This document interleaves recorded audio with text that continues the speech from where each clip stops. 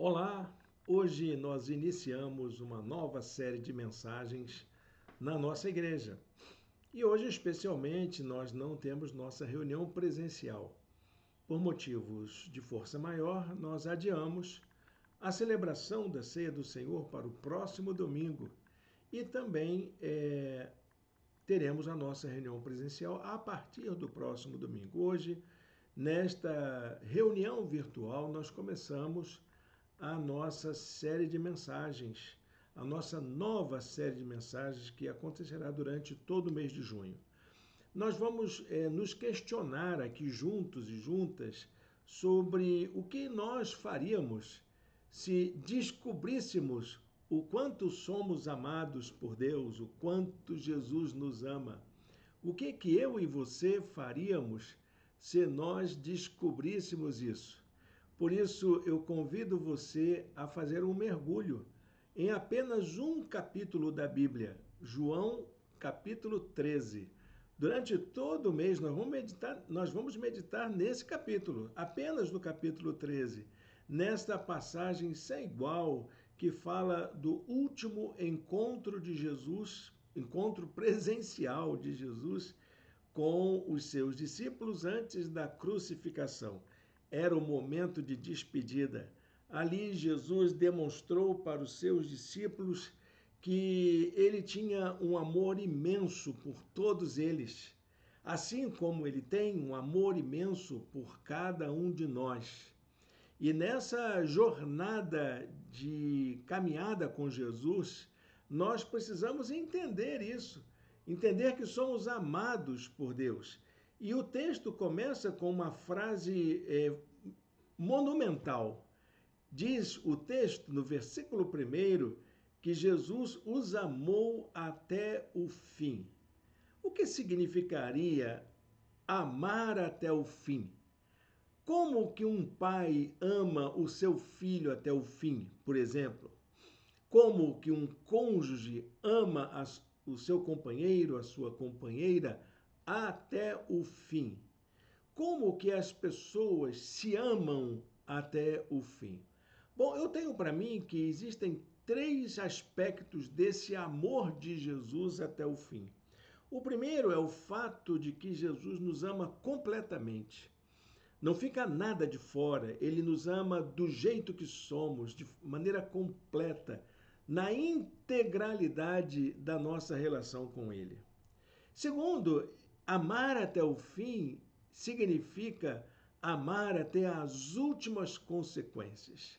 Pagar o preço por alguém como a gente, somente com muito amor no coração, para assumir as últimas consequências desse cuidado amoroso com todos nós. Mas também significa que Jesus nos ama em todo o tempo.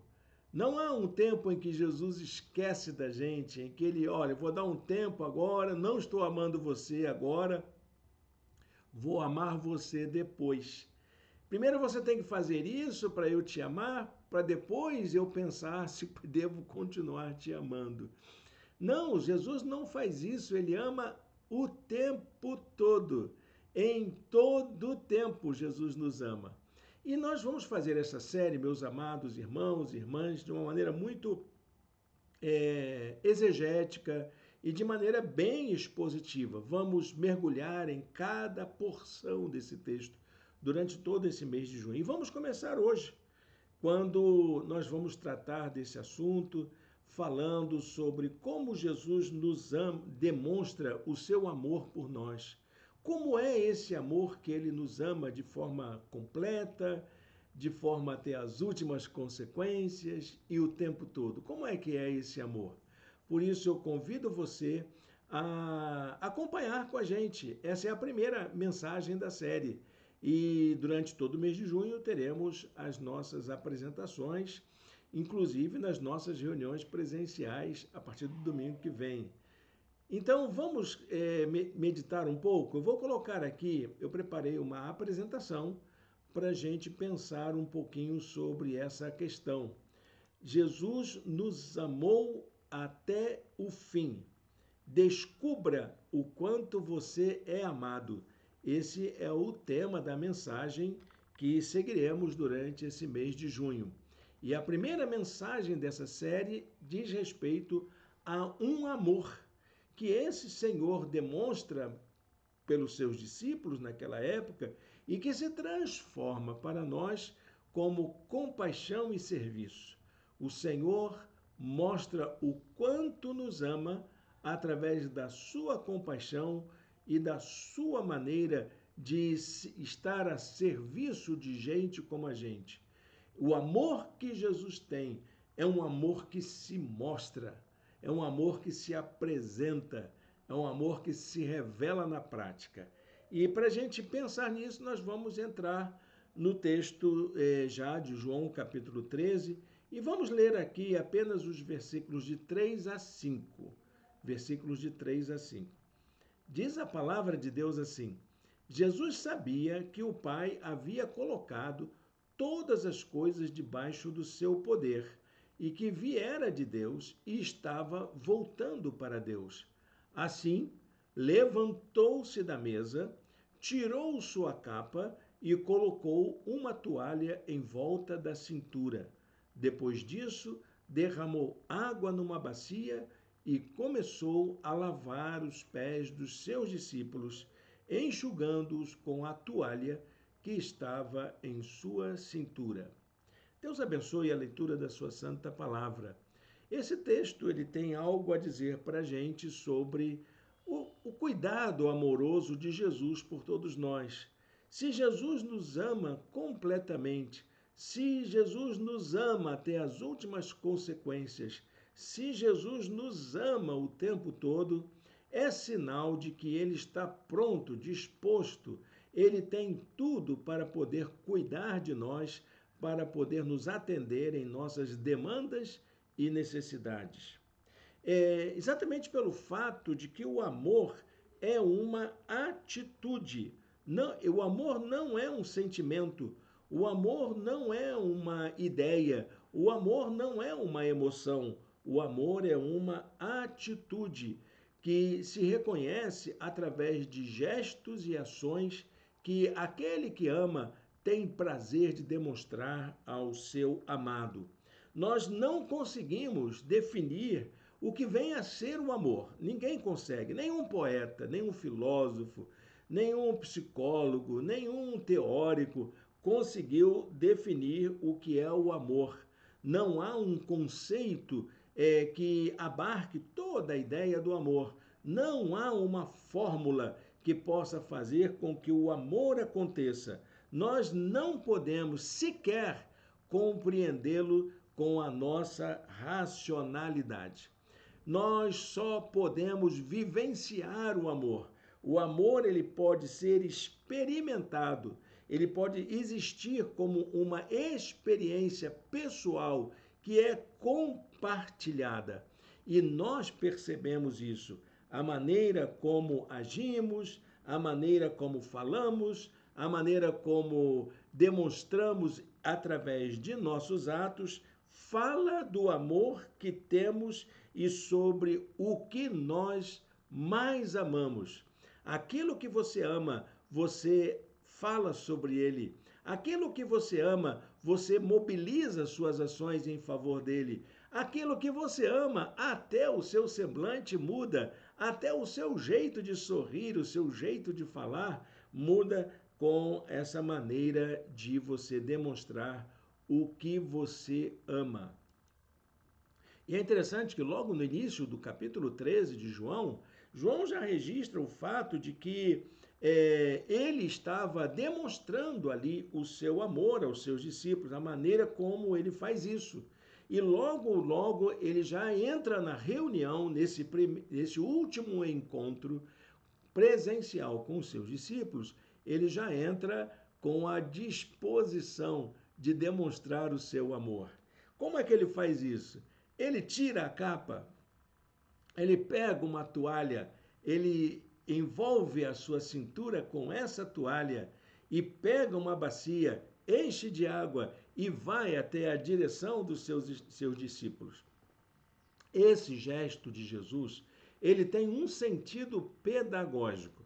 É como se fosse uma parábola viva, uma parábola experiencial, em que Jesus, em vez de falar, ele pratica, ele se move, ele age para demonstrar aos seus discípulos o que ele sentia por cada um deles. É como se fosse, então, um ensino dito não com palavras, mas com gestos. Ele então se dispõe a lavar os pés dos seus discípulos. Lavar os pés de alguém, meu querido, minha querida, não era um gesto comum. Somente os escravos tinham essa obrigação. Nas casas onde havia escravos trabalhando, eles tinham o dever, era a tarefa deles, aguardar a chegada do seu patrão e colocar uma toalha, uma bacia para poder lavar os pés dos discípulos, do seu mestre, do seu senhor, do seu patrão, do seu dono. Era assim que funcionava na cultura da época. Dizem que um grande imperador grego romano, ele, para humilhar os seus ministros e seus senadores, obrigou a eles para que lavassem os seus pés como um ato de opressão, de humilhação sobre aquelas autoridades. Lavar os pés, então, era uma prática que lembrava o trabalho dos serviçais e remetia a uma relação de domínio e opressão. Era obrigação dos escravos, dos subalternos, dos serviçais lavar os pés dos seus senhores quando estes chegavam em casa, com seus pés cansados, empoeirados. E então ali aquilo fornecia descanso, um alívio para aqueles que faziam longas jornadas a pé. E Jesus estava chegando junto com seus discípulos de uma longa caminhada. Eles caminharam muito pela cidade e ali estava Jesus junto com eles, reconhecendo o esforço que cada discípulo fez para poder caminhar junto com Jesus. Agora, só que isso não foi só para aliviar os pés dos discípulos, para dar um descanso, para fazer um carinho ou um trato para com os seus seguidores. Foi exatamente para ensinar aos seus discípulos o que significava a pessoa de cada um no contexto do amor de Jesus. Eles acabavam de chegar de uma longa caminhada, as estradas eram empoeiradas, os calçados que eles usavam não eram confortáveis.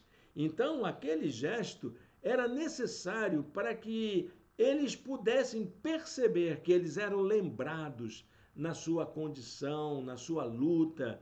Nada do que eles estavam sentindo era ignorado por Jesus. Jesus ele sabia que aqueles discípulos estavam cansados, que eles estavam sobrecarregados, que não era fácil, e sabia também que o que estava por vir com a sua crucificação, no caso aí a ordem seria a sua prisão, a sua condenação e a sua crucificação, não seria fácil para ser assimilada pelos seus discípulos. Então, aquele gesto de Jesus tinha algo a ensinar a eles. Havia algo que Jesus gostaria que eles aprendessem. Aquele gesto de Jesus se fez necessário para que eles pudessem perceber o quanto Jesus os amava. Então, anotem duas coisas que esse gesto demonstra para os discípulos.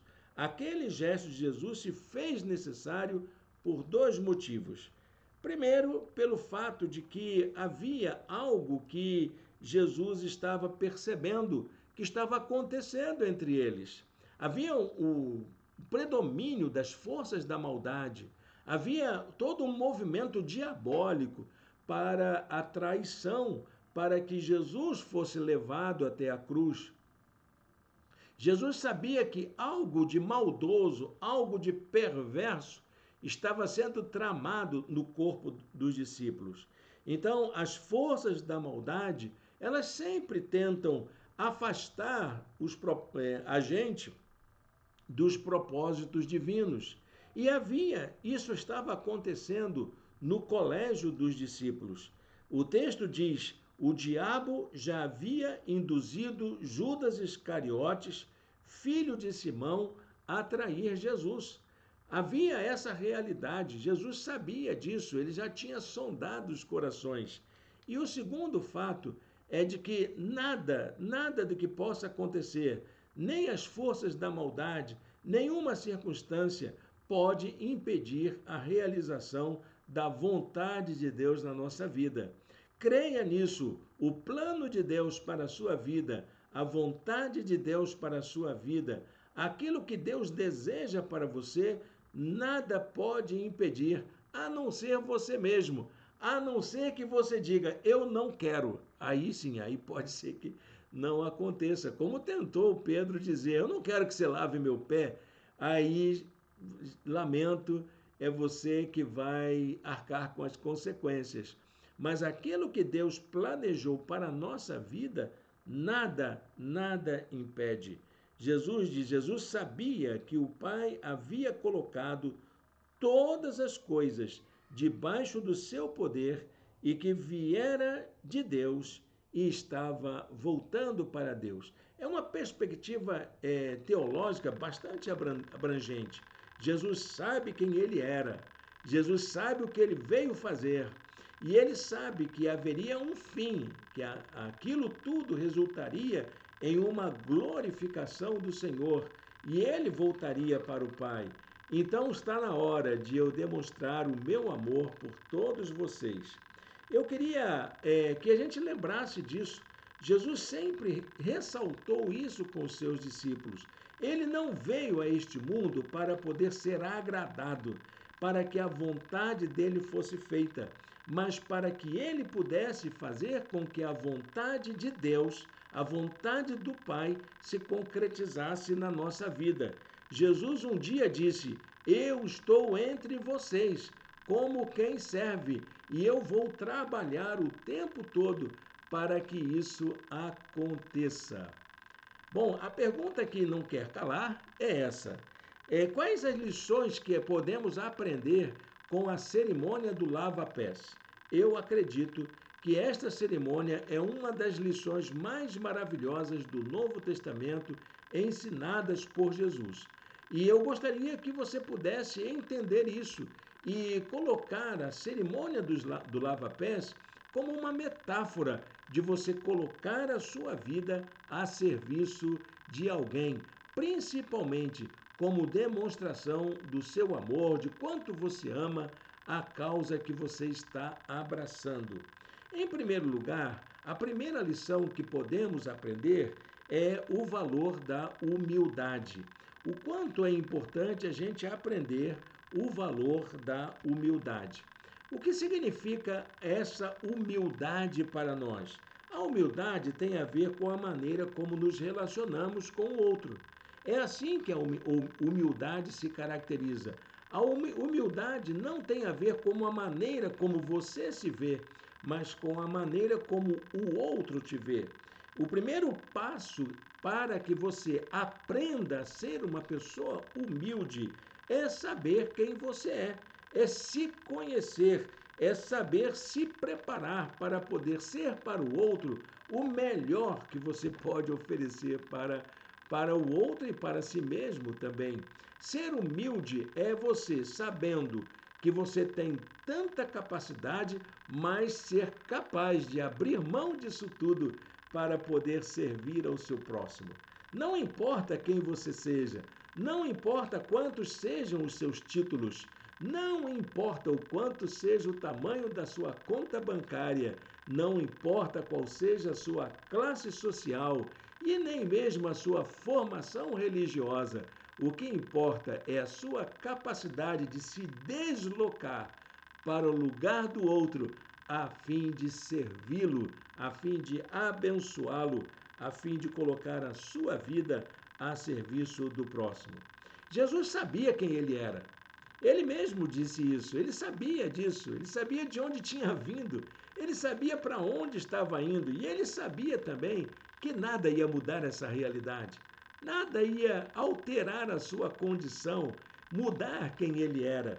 Por isso ele podia servir, por isso ele podia se ajoelhar para os seus discípulos e lavar os pés dele, sem nenhum problema.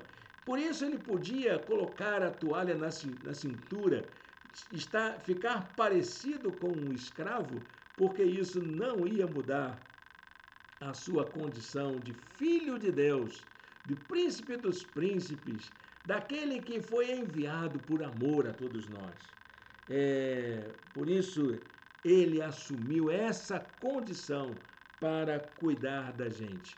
O texto diz assim: assim levantou-se da mesa, tirou sua capa e colocou uma toalha em volta da cintura.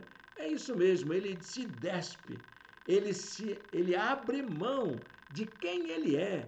Ele tira aquela capa que era sua proteção, seu agasalho, aquilo que lhe dava virtude, que lhe dava condição. A sua capa era muito importante, talvez fosse um vestuário de grande valor, mas Jesus ele abre mão de usar aquilo para poder trocar a capa pela toalha. A gente precisa abrir mão dessas circunstâncias e pompas que nos envolvemos para poder servir melhor. A segunda coisa que aprendemos, a segunda lição que aprendemos com a cerimônia do lava-pés é o fato de que o serviço, o ato de servir, ganha grande importância no reino de Deus. O reino de Deus é marcado pela maneira como servimos uns aos outros. E isso está na contramão do mundo em que vivemos. O mundo em que vivemos está acostumado a uma cultura do proveito próprio, à cultura dos interesses egoístas, à cultura do individualismo, à cultura da acumulação, à cultura da ganância. Mas o reino de Deus é marcado pela cultura do serviço, da capacidade de colocar a vida inteira a serviço do outro. A cultura do serviço, ela é oposta a essa mentalidade dominante do mundo, pois é essa cultura que pode orientar os nossos gestos de cuidado, de amor, de ternura, de gentileza, de bondade com aqueles que são mais vulneráveis e que são os que mais precisam. Jesus, então, diz o texto de João, depois disso, derramou água numa bacia. Olha, gente, ele não pediu, olha, bota água aqui nessa bacia. Ele mesmo foi lá, pegou a água, colocou na bacia. Talvez até já na casa tivesse esse aparato para que algum escravo fizesse esse serviço. Mas Jesus assumiu o lugar de servo, de escravo dos seus discípulos, para poder fazer isso. João 13,5 diz: depois disso, derramou água numa bacia e começou a lavar os pés dos seus discípulos, enxugando-os com a toalha que estava na sua cintura. Que lição maravilhosa Jesus estava dando! Sem falar nada, ele apenas estava assumindo um lugar, se deslocando do seu lugar de senhor para poder agir como um servo. A terceira coisa que aprendemos com esta cerimônia do lava-pés é o fato de que a comunhão é uma necessidade imperiosa para as relações humanas. Precisamos aprender a viver em comunhão. Você sabe o que é viver em comunhão? Viver em comunhão é permitir que sejamos orientados pelos mesmos valores e pelas mesmas motivações de outras pessoas. É viver no mesmo ambiente, com as mesmas motivações e os mesmos interesses. A palavra comunhão deriva do termo munus, é uma expressão latina que quer dizer comunus. Munus é um termo que vem do ambiente jurídico, do ambiente da ética. Munus quer dizer exatamente a ideia de tarefa, de compromisso, de dever, de obrigação. Então, as pessoas que estão em comunhão têm o mesmo munus, têm o mesmo compromisso. Devem fazer a mesma coisa. Devem estar juntos para cumprirem as mesmas obrigações e os mesmos deveres, realizarem as mesmas tarefas. É isso que é o munus. Comunhão é a gente poder estar juntos para fazer aquilo que é comum, para aquilo que é para o bem de todos. Esse termo, então, tem em vista colocarmos a nossa vida para o serviço do bem comum. Que maravilha, né? Que texto maravilhoso. A palavra comunhão tem tudo a ver com a fé cristã, porque é para isso que somos chamados a servir. Pedro não queria isso. Pedro não queria que Jesus fizesse algo por ele.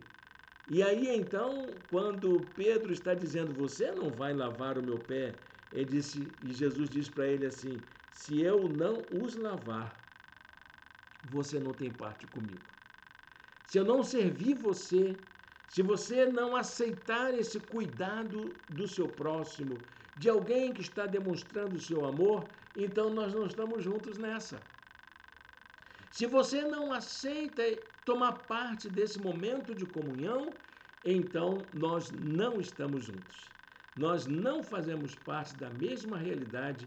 E olha, Pedro, eu acho que você não entendeu nada. Está na hora de se arrepender e mudar suas atitudes.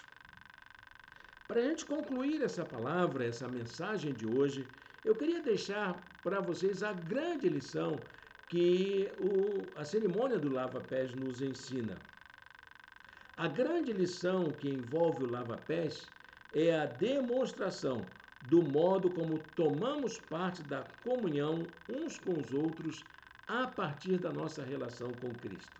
É assim que funciona a comunhão na igreja. É assim que funciona a nossa relação com Deus. Olha, eu vou dar aqui um pitaco na teologia. Eu acho que a cerimônia do lava-pés deveria ser tratada pelo cristianismo como se fosse um novo sacramento. Esse sacramento importante, como é a ceia do Senhor, como é o batismo, também as igrejas deveriam ser obrigadas a colocarem em prática a cerimônia do lava-pés. Sabe por quê?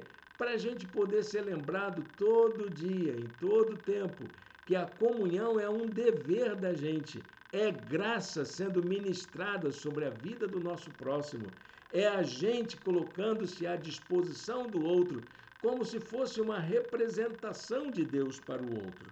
João capítulo 13, verso 9 diz assim, então, Senhor, não apenas os meus pés, diz Pedro, mas também as minhas mãos e a minha cabeça. Que bom, não é? Pedro logo se tocou e disse, eu não quero só que o Senhor lave meu pé, não. Eu quero que o Senhor me lave por inteiro, eu quero que o Senhor me purifique, que o Senhor use minha vida por inteiro e que eu seja abençoado de forma integral para a glória do teu nome, para o teu reino. Amém.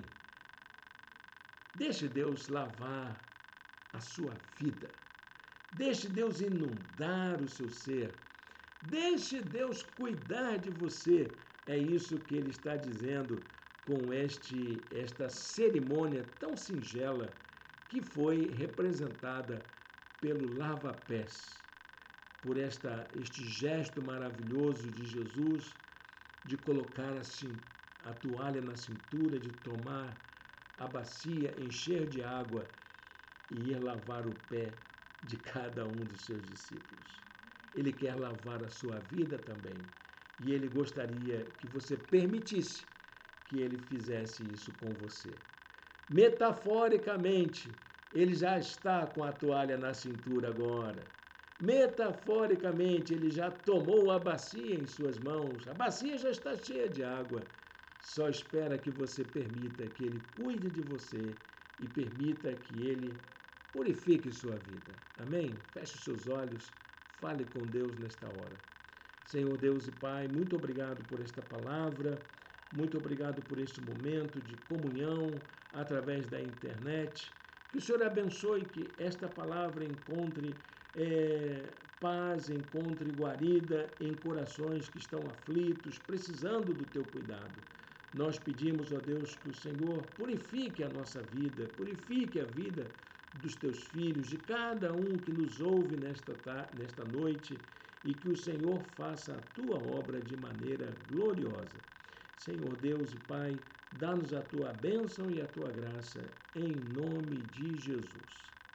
Bem, meu querido, minha querida, se você é daquelas pessoas que gostariam de experimentar esse cuidado amoroso de Jesus sobre sua vida, vamos conversar sobre isso. Entre em contato com a gente, deixe o seu contato aí nos comentários e eu vou fazer esse contato com você para a gente conversar, orar junto, estudar a Bíblia, quem sabe, a gente fazer uma caminhada de discipulado para poder você também engrossar fileiras com aqueles que são cuidados e amados de maneira completa por Jesus.